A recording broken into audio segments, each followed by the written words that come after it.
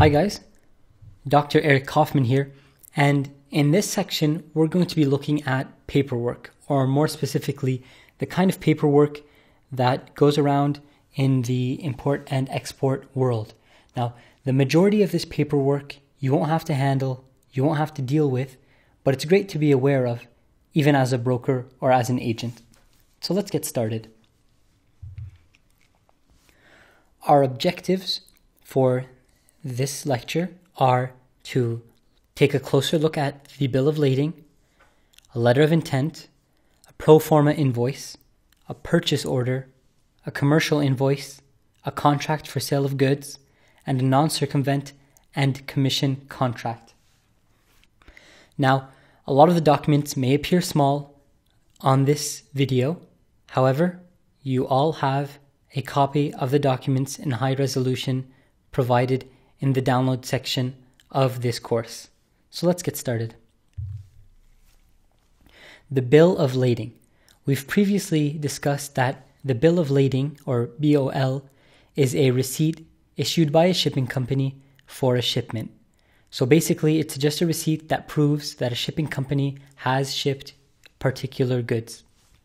Now, the information contained in this form are the name of the shipping company, the company supplying the goods, the company receiving the shipment, also called the consignee, a product description, weight and quantity, HS tariff codes or tax codes, the port of origin and destination, and a bunch of other information. So let's take a look at one. These forms come in various different shapes, different designs, but generally they have the same information. Over here, you'll see that there is the bill number and then some information pertaining to the shipper and the vessel or the boat and dates of arrival and estimated dates. We also have information on the shipper, and that is the company name over here. In this case, it seems to be some South American company. The company's address, telephone number and fax, and country. And then over here we see the consignee, or the company or person receiving the shipment. In this case, ED&F Man Sugar Inc. And here we have the address and the email of the company, although no phone number has been provided in this case. On the right side here, we have the weight of the shipment in kilograms. So in this case, it's 160,000 kilograms, or 160 tons. The quantity, or number of bags, number of individual bags in the shipment, in this case, 160. Over here to the left, we can see the port of origin, in this case from Mexico, and the port of destination, in this case, Oakland. Further below, we have the HS code, and this code is used for tax purposes by customs. And we can see the product description over here. So we have cane or beet sugar, and that's just a type of sugar, in 20 metric ton containers of Colombian raw. And then further details in terms of the packaging and a few sugar specifications. Now, not all bill of ladings will look this way, but they will have similar design, and more importantly, they will contain the same information, and this information is provided by customs through services such as Zeppel.com in this case. Next, we have the letter of intent, or LOI, and as we've previously discussed in the vocabulary section, this is a non-legal letter indicating that a company is looking to purchase goods. It is not a commitment to purchase goods like a purchase order. And this contains information such as the company supplying the goods, the company buying the goods, and the product and description of the goods they are looking to buy. Over here, we just have a sample of a letter of intent, and a copy is also available in the download section of this course. And you'll see that this is not a commitment to purchase, It is simply a letter stating that a particular company wants to purchase particular goods to a certain specification. Next, we have the pro forma invoice. This is an invoice issued before making a deal so that the buyer knows exactly what they're paying for and the exact details of the deal. However, it is not binding. It is simply for the buyer to have as information. It contains information such as the company supplying the goods, the company receiving the shipment or the consignee, the product description, the weight and quantity, the HS tariff codes, the port of origin and destination, and most importantly, the price. Now you'll notice that for a lot of these documents, they will contain all of the same information. So here is an example of the pro forma invoice. This is just a made-up one, and you can see it contains all the information we've spoken about. Here is the exporting company. Here is the importing company. Here's just a reference number, probably a reference for the supplier.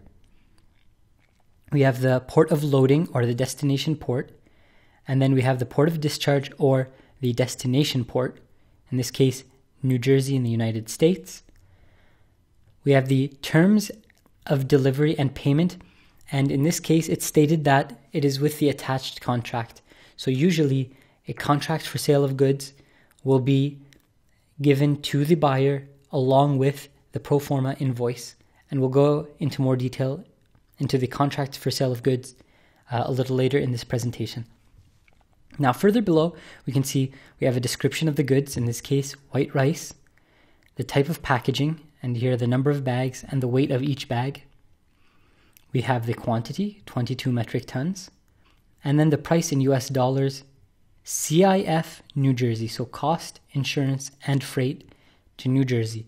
And then finally the total price. We see here that the buyer has also requested a pre-shipment inspection.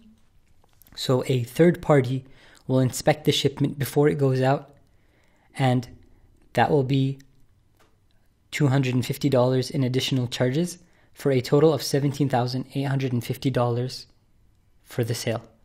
Once again, this is a pro forma invoice and is not legally binding. It's simply a price guide for the buyer. Next, we have the purchase order. This is an official order for the purchase of goods. So the buyer is stating that they will purchase the goods that they have specified if they reach agreement. And this contains similar information such as the company supplying the goods, the company receiving the shipment or the consignee, the product description, the weight and quantity, the HS tariff codes, the port of origin and destination, and once again, and most importantly, the price. Here we have a sample purchase order. Once again, all these documents may take different shapes and forms. However, they have the same information required by law in the case of the purchase order. We can see, although the quality may not be very good, in this video, I've provided a sample of this in the download section of this course. We can see the quantity, the item code, the description of the product, the prices, the totals, and then a place for signatures down below for the buyer and seller. The commercial invoice. This is an official and formal invoice issued after making a deal. Once again, this is a legal document proving that goods were purchased by a particular company and the invoice is handed from the supplier to the buyer. And this is often required at customs before goods can be imported into a country. So this contains information such as the company supplying the goods, the company receiving the shipment or the consignee, the product description, the weight and quantity, the HS tariff codes, port of origin and destination, and very importantly, the price, because this will be used to judge how much taxes or tariffs are going to be issued on this particular purchase or import. Once again, here's just a sample of a commercial invoice, we can see a few details here, such as the shipping company, the consignee, the country of destination, an airway bill in this case. We have the product and value over here, and the total invoice, and a signature. Next, we have the contract for sale of goods. So this is a legal contract between the buyer and seller, and it contains information such as the company supplying the goods, the company receiving the goods, the product description, and then most importantly, the legal terms of the payment. So what happens if a payment is not made, if a payment is late? When is the shipment expected? What happens if the shipment is late? What happens in the case of natural disasters? What happens in the case that the goods are damaged? What happens in the case that the goods are just not up to specification or are not the goods that were requested? And this is a very important document that must be reviewed by a lawyer and issued by a lawyer, and also contains the payment terms. A draft of this contract is usually presented with the pro forma invoice to the buyer. So when a buyer requests the price of a particular product, they may be given a draft of the contract so they can agree to the terms ahead of time before going ahead with the purchase of the required goods. Finally, we have the non-circumvent and commission contract. Now, this is the most important contract to you, the broker or agent. This is a legal contract between an agent/broker and the supplier or buyer. So if an agent is representing a supplier, he needs a non-circumvent and a commission contract with the supplier. And this basically contains information such as the company supplying the goods, the company receiving the goods, the legal terms and payment terms between the agent or broker and the company they are doing business with.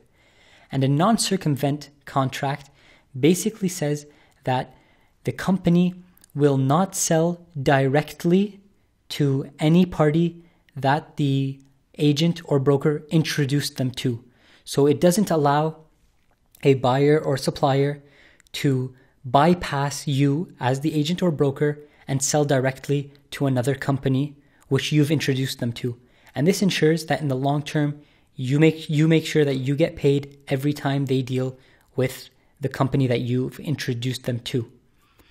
The commission contract is a contract between you and the supplier or buyer, whichever company you're working for, that says that you will be paid a particular percentage in commission and the payment terms of this payment by the supplier or the buyer, whichever company you are working for. So for example, if you've introduced a supplier of red lentils to a buyer of red lentils, and they make a deal worth $1 million, and your commission is 3% on that deal, a commission contract makes sure and puts in legal writing that you will get this 3% upon completion of the deal or over the duration of the deal, whatever terms you agree upon with the buyer or seller, whoever you are working for.